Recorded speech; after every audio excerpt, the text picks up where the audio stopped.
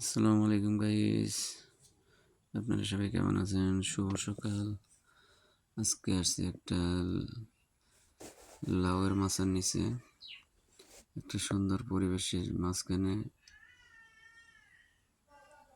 কৃষি কাজ করা হইতেছে, বলা যায় ফার্মার আর কি। দুই ধারে পাহাড়, মাঝখানে লাউ, কুমড়া, মিষ্টি কুমড়া সব কিছু মোটামুটি দেওয়া হয়েছে। মাচাটা দেখতে অনেক সুন্দর। আসলে এগুলা চাষ করতে গেলে মাছাই হলো মেন। মাছটা এমনভাবে দেওয়া হয়েছে যেটার মাঝখান দিয়া বা ভিতর দিয়া সুন্দরভাবে হাঁটা যায়, আর আগাছা বা কীটনাশক ছিটাতে গেলে অনেক সুন্দরভাবে ছিটানো যায়, আর কি মোটামুটি সুন্দরভাবে মানুষ নিজে চলাচল করতে পারে। দেখেন কত সুন্দর লাউ জোকায় জোকায় ধরে আছে।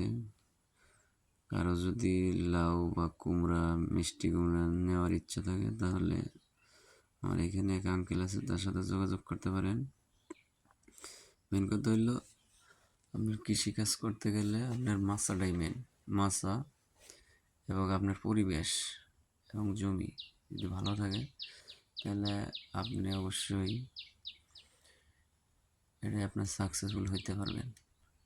দেখেন এখানে নেট দেওয়া আছে, মোটামুটি ভালো খরচ হয়েছে আর কি। তবে নতুন তো, ফলন আইসা হারে নাই পুরোটা, আগে আসতেছে। তো সকাল সকাল চিন্তা করলাম এদিকে ঘুরতে এসে আমার আঙ্কেলকে নিয়ে চিন্তা করলাম ছোটোটা ভিডিও বানাই। তো মোটামুটি ধরছে আর কি, আইতাছে, পরিবেশটা অনেক সুন্দর। তো এগুলা করতে গেলে আসলেও মানসিকতার দরকার, পরিশ্রম করতে হয়।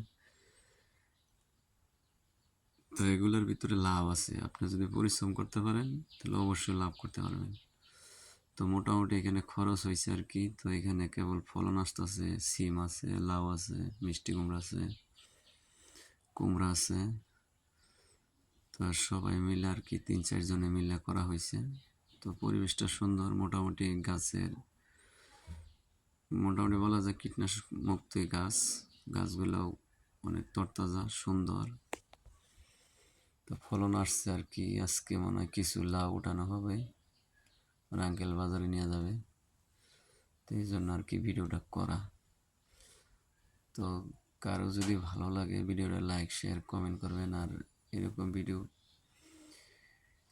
দেখেও অনেকে আর কি কৃষিকাজে উৎসাহিত হবে। সবাইকে ধন্যবাদ। আসসালামু আলাইকুম।